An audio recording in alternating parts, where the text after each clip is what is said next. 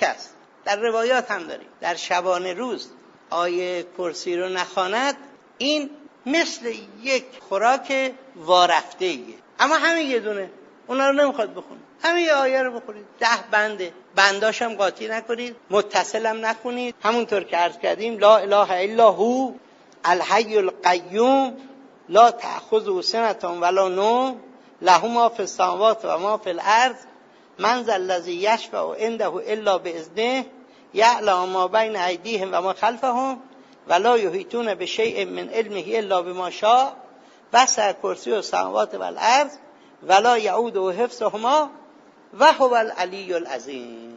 10 بنده انسان تو سجدش بخونه، تو قنوتش بخونه، میخواد بخوابه بخونه، میخواد بلند شه بخونه. یک گروه ضربت الهی است. اولیاء خدا، ائمه معصومین در مقابل اون بنی امیه و بنی عباس که آدم میخوردن با آیت الکرسی نفس میکشیدن. یعنی شما این 10 بند رو یه هفته باید آدم یاد بگیره چجوری 10 بند ذکر خفیش بکنی، بری یا بیای 10 بند بیاری. توپ نمیتونه اینو تکون بده مگه قضا و قدر الهی باشه. باید ما استفاده کنیم از این آیات الهی. ما از اینا استفاده نمی کنیم.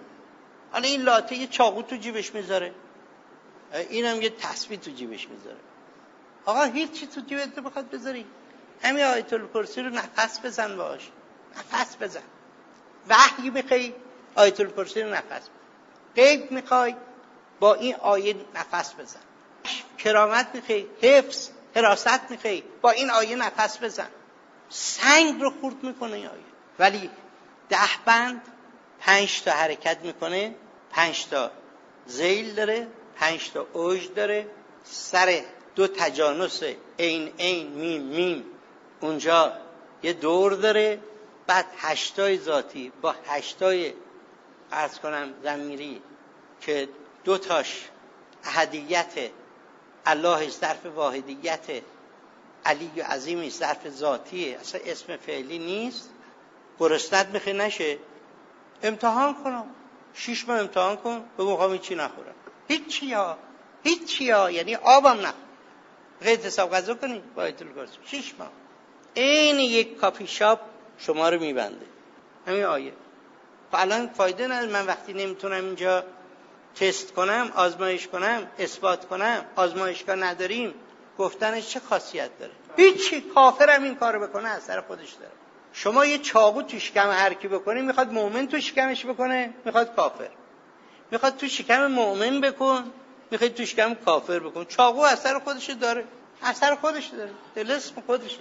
و اگر یه کسی به شما گفت در قرآن یه آیه ای عدل این آیه وجود داره، نپذیر. اگه اصلا نخواستید قرآن بخونید، این یک آیه رو بخونید، یه بسم الله، با این آیه شما بی نیاز هستید. آره همون یک آیه. اصلا آیت الکرسی دیگه بابا میگید آیه کرد، نگفت آیات الکرسی. که اینایی که تو کتاب بعضیا گفتن 3 تا آیه و الاحوت و الاحتیاط 3 تاشو بخونید، اینا همه تیر به تاریکی میزنن. آیت الکرسی یه دونه بیشتر نیست، همین آیه. ولی از این غفلت نشه، این ترک نشه، شب و روز این آیه خونده بشه، تو سجده، تو قنوت، موقع خواب، تو بیداری. اگر میخواد صاحب الغیب بشه با همین تنفس بخوابه، با این بیدار بشه، راحت پک کنه خودش رو این آیه بخوابه.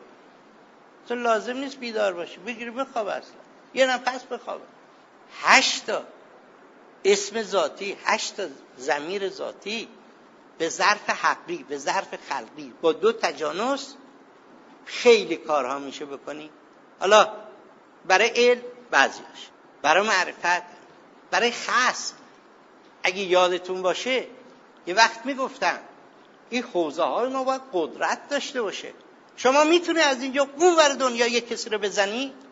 میگفتیم آقا یک کسی بگه آقا من میزنم، آقا نمیدونم کیو، از اینجا من اوباما رو میزنم، بخوره زمین از جاش بلند نشه. نه بابا میزنی؟ هایشه، شما هم بسون بزن.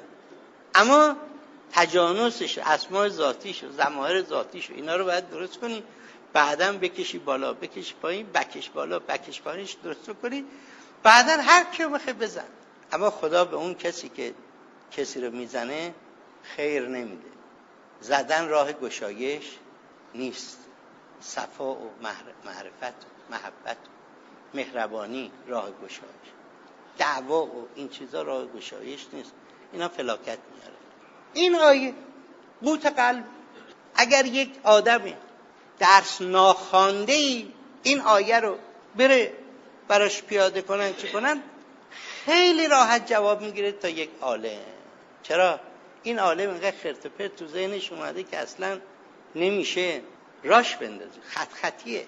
همه شما یه نفر گرد را بیارید، من جرئت نمی کنم بگم کافر باشه، اصلا مسلمان هم نباشه، زندیقی باشه، این آیه رو ببندید به اسم اسماء الغیب در این آیه هست، اسما در این آیه هست، اذکار الهی در این آیه هست. حالا شما سربسته نشه شب و روزی. ببینید اینایی که میگم دنبال عرض کردم، اگر یک عالمی کامپیوتر نداره، اینترنت نداره، این یک آدم عقب مونده به درد نخوریه. عالم باید دست به کامپیوتر باشه. اگه یک عالمی نداره یک کامپیوتر، با اینترنت کار نمیکنه، فرششو بفروشه بره اینترنت بگیره. بره. امروز هم دارم عرض میکنم اگه یه عالمی آیت الکرسی، اونم این یه آیه، سه تاش نکنید، یخرج و مخرج و اونا رو بلش، اونا یه چیزای دیگه است. اگر یه کسی این آیت الکرسی رو تو قنوتش، تو سجدهش، تو نمازش، هر روز هر شب به یه جوری استفاده نمیکنه، کپک میزنه دلش، هیچی از توش معرفت در نمیاد، وحی پیدا نمیکنه، کشفی کرامت هیچی نداره. این قوت قلبه.